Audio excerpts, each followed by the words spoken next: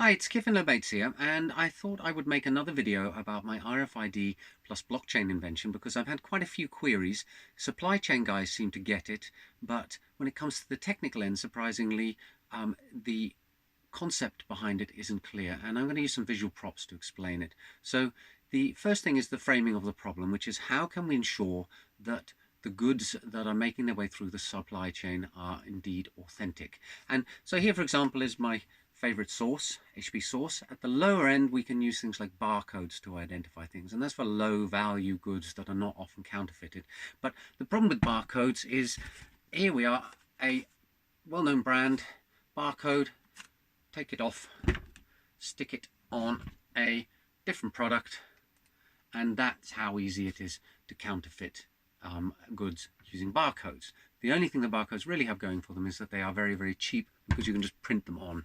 Now, if we go up into RFID tags, they at the low end, here's for example a MyFair Ultralight, works very similar to a barcode. The one advantage is you can scan it from a distance, so you don't need it to be light, you don't need good lighting conditions in order to be able to read it. But the problem I have here is these things have what's called a universal identifier on their UID, and we stick it on the bottle, and that's wonderful. Now we've got a supposedly less counterfeitable product than before. But here's the problem. Let me bring that bottle back. Here's another ultralight RFID tag. These things are like a centerpiece or so, but it's got exactly the same UID as this one. When I ordered 100 of them cheaply off the internet, I got 100 tags with the same UID. So stick that on the bottle there. It's not sticking. Stick it on the bottle there. Now I've counterfeited the higher end ketchup once again. So this is a problem that the cheap RFID tags have.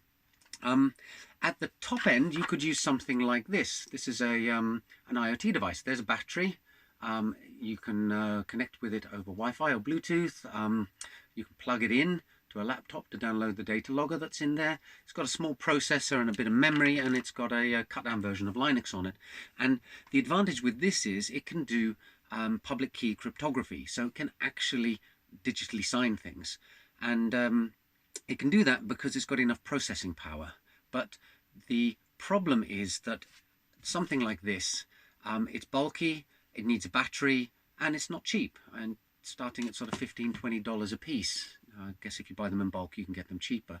But our IoT devices may be good for sticking on a container or on a bigger product such as a car or a motorbike, but you're not going to stick IoT devices on bottles of ketchup or champagne or on sneakers probably. Maybe on sneakers sometime in the future if they can get them small enough, not so power hungry and more affordable. So then in the middle range we have things like RFID tags, and here's a MyFair Plus, and this one has a MyFair Classic in it. This is a gift card, and these mid-range tags can do symmetric key cryptography.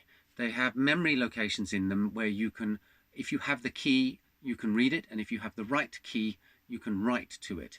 And so they can be used for things like transport tickets, where you can put them in a ticket machine and charge them up with more credits.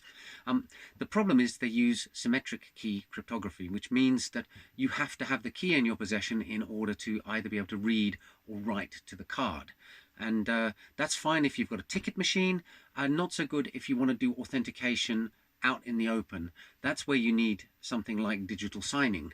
So if someone wants to verify that their bottle of ketchup is genuine or that their sneakers are genuine, then symmetric key cryptography is not going to cut it. And the RFID tag manufacturers have tried various ways of getting around this by, for example, making RFID tags that give you a different identifier every time you query them, kind of like those authentication apps like Google Authenticator or Authy or something like that, where there is a pseudo-random number generator, and if you know the seed, then you know that the one-time codes are correct. But again, ultimately, you need to go to someone who has the symmetric key or the seed key in order to verify the item. So it's fine for a gift card. The store that accepts it can have the reader with the right key in their store. It's not so good if you want to verify that your Nike or Adidas trainers are genuine, if you have to actually go down to the Nike or Adidas store and get them to scan them for you. It would be nice to be able to do that in your home. RFID tags don't have enough computing power to do asymmetric key cryptography, which is what is required for digital signing. And digital signing is one-way authentication. That's where you can prove with a device to anybody in the world that it's the genuine device. And the amount of computing power that those require and the complexity of the digital signing algorithms is such that they don't fit into RFID tags at the moment. And I think from an information theory point of view, it's not going to be possible to, on an RFID tag by itself, get around this. The computational requirement is there, and you have to at best shift it off somewhere else. It's maybe in 10 years time RFID tags will become cheaper and have more power, and then they'll be able to digitally sign, but I don't see that happening in the next 5 or possibly even 10 years. So that's the sweet spot that my invention is trying to tackle. And in the next video, I'm going to give a simple demonstration of how it works through an analogy. Bye for now.